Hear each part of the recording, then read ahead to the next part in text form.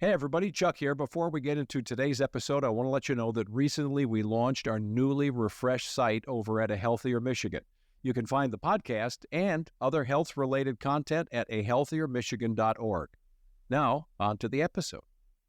Are you feeling helpless, overloaded, underappreciated? If you feel like this most of the time, you may be experiencing burnout. This is A Healthier Michigan podcast, episode 145, and coming up, we'll discuss the effects of burnout and how to recover from them.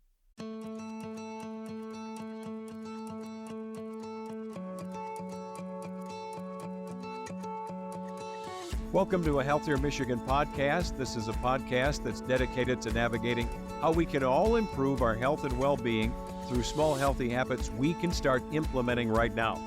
I'm your host, Chuck Gaidica, and every other week, we'll sit down with a certified expert to discuss topics that cover nutrition, fitness, and a whole lot more. And on this episode, we're diving deep into ways that we can identify and cope with burnout. With me today is Medical Director of Behavioral Health for Blue Cross Blue Shield of Michigan, Dr. Kristyn Gregory. Good to see you again, Doctor. Good to see you too, Chuck. Yeah, thanks so much. And I know, you've received your medical degree in Chicago from the School of Osteopathic Medicine, and then you had a residency in adult psychiatry at Henry Ford, and then you've worked with children, adolescents. So you've seen the potential for this across all age groups, right? This idea of burnout.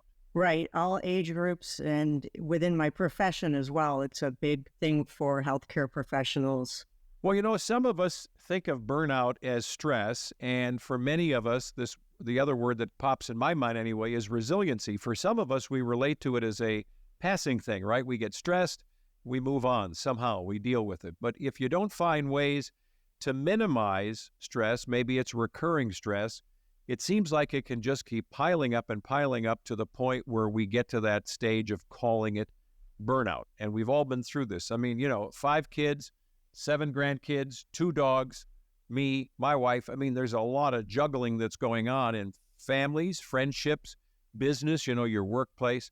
So you can then tend, I think, to maybe not practice self-care, right? You're not thinking about yourself because you're just involved in moments, or you're, trying to help everybody else around you. Am I right? Correct. Yeah. So burnout's that state of emotional, physical, mental exhaustion, and it's caused by excessive stress and prolonged stress. When the stress doesn't stop, it can lead to burnout. And so how can we move forward and not only identify burnout, so you've just given us a definition, but also start to find coping mechanisms, right? So we can find a true holistic balance in our life. Well, you can do that by controlling the stress or finding ways to deal with the stress, right?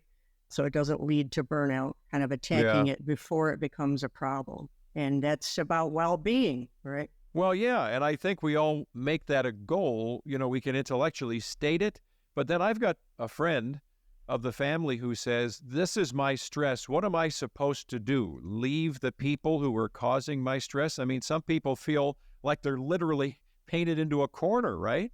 Yeah. I mean, when you can't escape for something, it becomes chronic stress, and it can become burnout like that. It is very difficult to make time for yourself and practice self-care. So you gave us a definition of burnout, but how is that different from stress-related conditions? So stress can be either acute or chronic, right? So an acute stressor might be something like starting a new job or a move.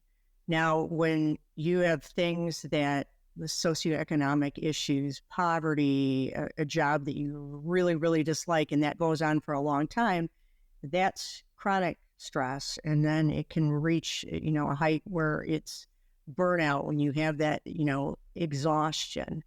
So some of the differences between stress and burnout. So if you're stressed, it might be over-engagement at your job, right? But by the time you get to burnout, that'd be characterized by disengagement, where you're just so fried that, you're not taking on new tasks. And instead of having these heightened emotions like you do when you're stressed, your emotions might be blunted. And if you're stressed, you might have lower energy, but if you're burned out, you have loss of motivation, ideals, and hope, like you had mentioned, John, earlier.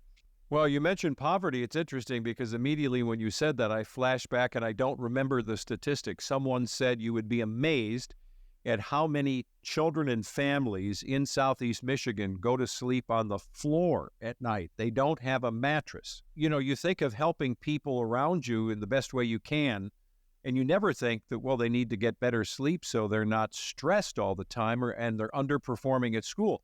So it just hits me that when you say that, if you're not getting good sleep for any reason, that can have a cascade effect, right? That goes into burnout and beyond. Yeah, exactly. Yep. So how do we self-evaluate? What are the ways that we should start thinking? I mean, I think I've probably said it, maybe you have, and other people, and I've witnessed it.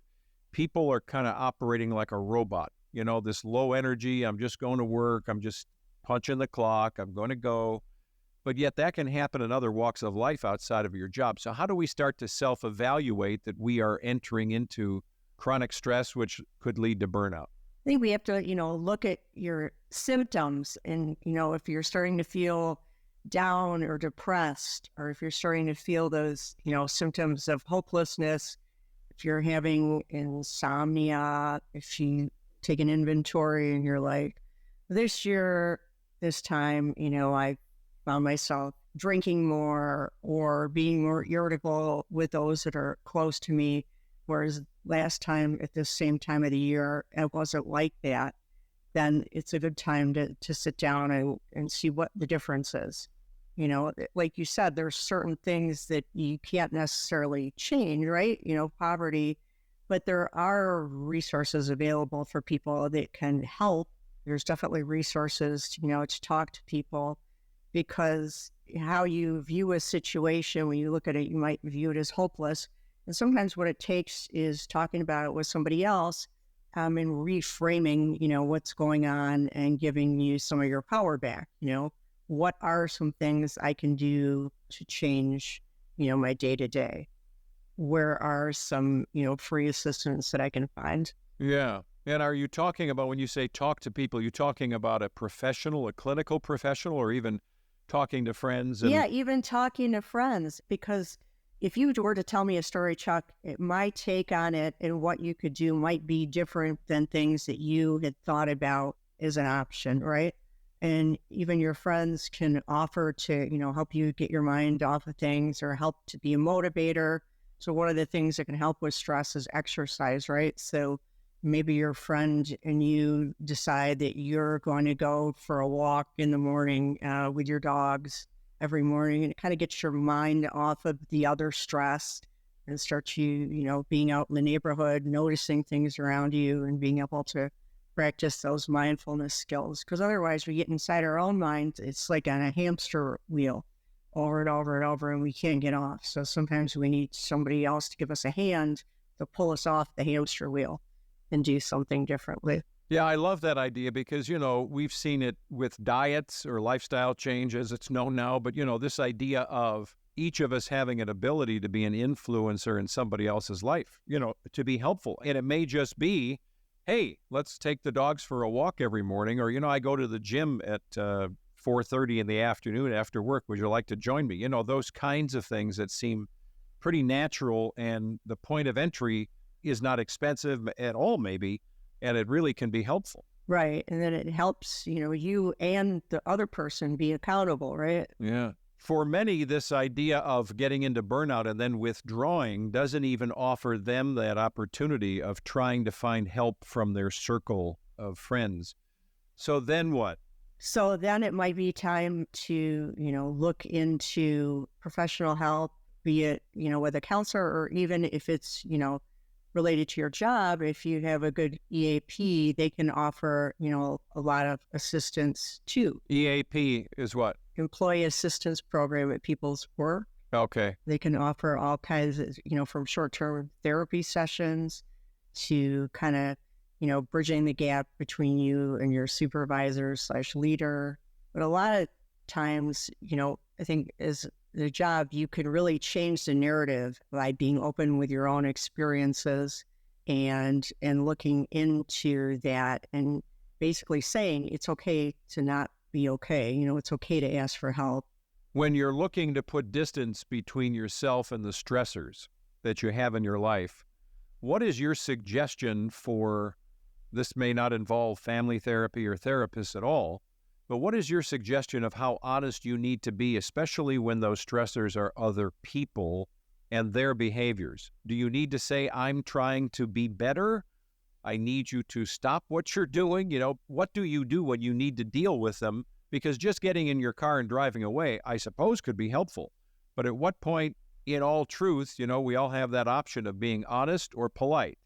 And when it comes to now it's affecting you dramatically, what is your suggestion of how we put distance between us and the stressor?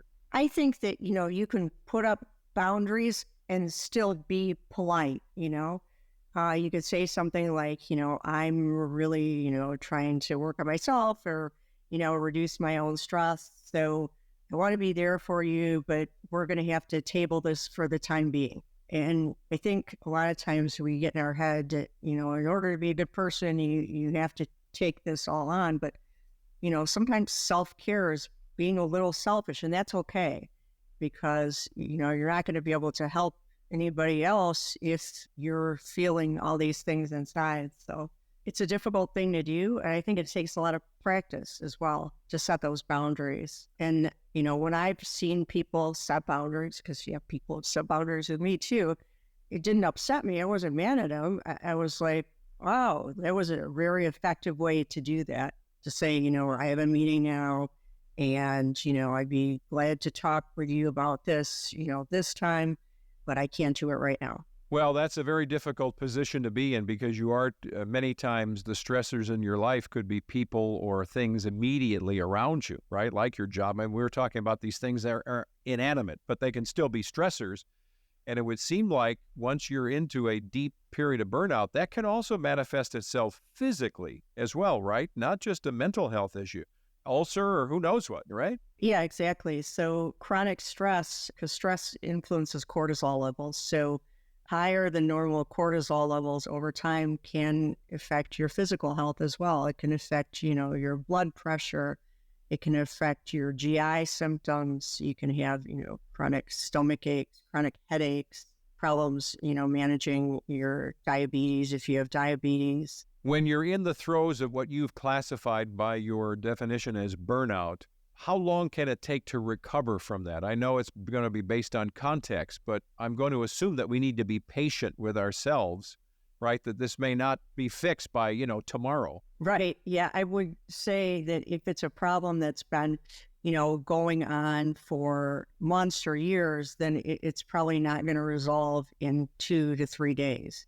But taking those little steps, you can have little improvements. And, over the period of a week, maybe you notice a little change. And maybe, the little change is that you're able to take time for self-care. You were able to say no to people that asked you to do stuff appropriately. And so maybe, that's the change. And incrementally over time, those little changes add up. They're additive. And those little changes may have to be things that you attack in various points of your life. I'm thinking just as we've started talking here on this podcast. So if you're saying that stress can lead to burnout, burnout can lead to withdrawing and other practices. Maybe you now start overeating. Maybe you undereat, right? Maybe you don't sleep as well. There are so many places these points of light can pop up in your life where not only do you have to be patient about removing the stressors, but those stressors may have affected other places in your life that you need to take stock in. Right, exactly. I think, some of the little things you do, you might feel an immediate boost from if you stop and think about it. So maybe if you went for a walk, you felt a sense of relief, at least, for that 15 minutes. But I think people tend to get discouraged because the walk's over and all this stuff is going on. But you had that 15-minute reprieve. So what it's teaching you is that there is hope, right? And that you can have longer and longer reprieves, from it. I'm not insinuating you should go for a walk for 24 hours, but little things do, add up. And if you look at it as opposed to glass being half empty, yes, I'm still stressed, but, I did feel better, for 15 minutes when I did this today. So maybe if I do other things like that, then that will continue to be additive and continue to make me feel better overall. Yeah, and we've done so many great podcast episodes with experts that have encouraged us that movement, we're talking about going for a walk, and this episode's going to drop and the weather's changing, and all of a sudden, hey, it comes around every year, winter's here. But we've got so many ways to either walk in our workplace or walk while we're on a call, a business call, or otherwise at home, if that's where you're working from. So I want to encourage everybody and, myself, that this idea of movement doesn't necessarily mean we have to go out in the middle of an ice storm. You could, if you're inclined, I guess, but Physical movement really resets you. I mean, yeah, if I'm on a work call and I'm stressed, sometimes, I'll do squats or I'll do jumping jacks no kidding. or some kind of, physical thing to kind of reset and not be all in my head anymore. And it really gets me, focused on my muscle memory, muscle movement, as opposed to, I'll do squats all the time. A bad meeting. Isn't that interesting? Yeah. And nobody is the wiser on the other end of the call, right? They don't know. Yeah, because it's not a video call. But Right. Yeah. Well, that's interesting. And there's a quote that I'm probably going to mess it up, and I've seen it before, and I think it's so profound. I think it's Anne Lamott, who's a author, and she says, everything will still function after it's been unplugged and you plug it back in. The analogy is kind of like a vacuum cleaner. If you unplug it, guess what? Tomorrow it'll still work when you plug it back in. And the same, I think of myself and others around me. It'll, if you unplug for a day and just practice a little self-care and do things that are good for you, you'll work again tomorrow when you plug back in. Just find some way to bring it all down. Right.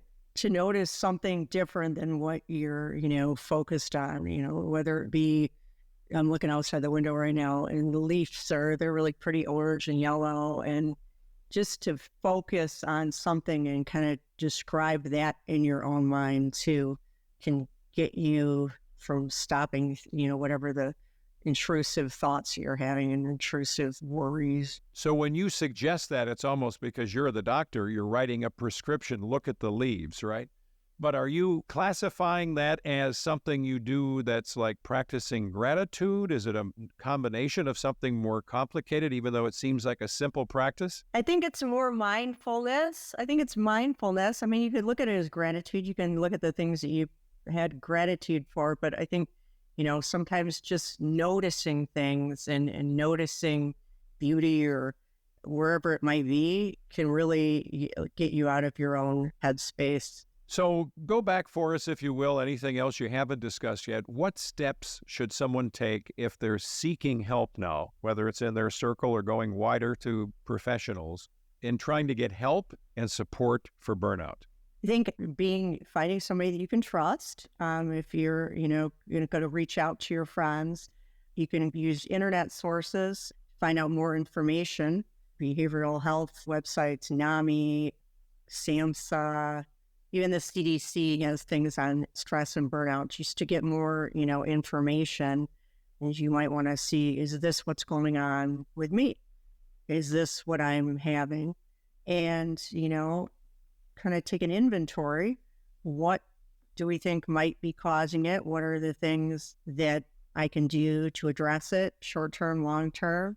And then, make a plan. And maybe part of the plan is, reaching out to a therapist. Maybe part of the plan is working on sleep hygiene and, making sure that you go to bed at your regular hours so you're not tired the next day. Work on, mindfulness and relaxation exercises. It'll all be, part of a plan, but start small. Don't have this overarching, I'm going to be better by X day, but to really kind of break it down into little pieces. That idea of starting small, just starting something. If you don't start it, you can't begin it. I mean, it seems like it's such a simple idea, but, sometimes just putting the one foot in front of the other, whether it's literally a walk. You get paralyzed, yeah. Yeah, you just feel like, well, I can't start. No, you can. And that we've talked about this in previous episodes, too, this notion of some self-grace, right? Giving yourself a little grace that, it may take a minute. It's okay. You're moving. You're going forward. So be encouraged. Well, Doctor, it's good to see you. You too, Chuck. Yeah, thanks so much for all the help on this. Dr. Kristyn Gregory, who's the Medical Director of Behavioral Health for Blue Cross Blue Shield of Michigan. We're glad she joined us. We're glad you've been listening to a Healthier Michigan podcast. It's brought to you by Blue Cross Blue Shield of Michigan. If you like the show, you want to know more, check out our newly refreshed website online at ahealthiermichigan.org/podcast. You can leave us a review or a rating on Apple Podcast or Spotify. You can pick us up on YouTube now. You can follow us on Facebook, Instagram, or Twitter. And you can get all the new episodes, all the old episodes too, because there's so much of what we discussed today that will show up in some other episodes about holistic healing and all the rest. Check us out on your smartphone, tablet. Take us with you on your walk when you're trying to get a break. And be sure to subscribe to us on Apple Podcasts, Spotify, or your favorite podcast app. I'm Chuck Gaidica. Stay well.